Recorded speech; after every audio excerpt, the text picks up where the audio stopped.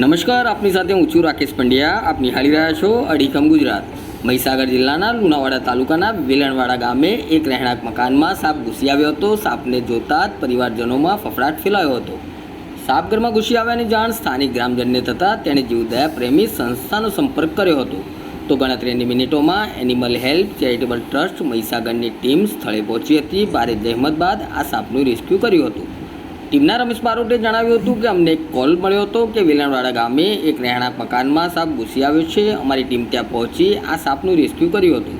આ સાપ અંદાજિત 3.5 ફૂટ લાંબો અત્યંત ઝેરી પ્રજાતિનો સાપ છે. તે કોબરાના નામથી ઓળખાય છે અને ત્યારબાદ સાપને રહેણાંક વિસ્તારથી દૂર સુરક્ષિત સ્થળે છોડી દીધો હતો તેમ જણાવ્યું હતું.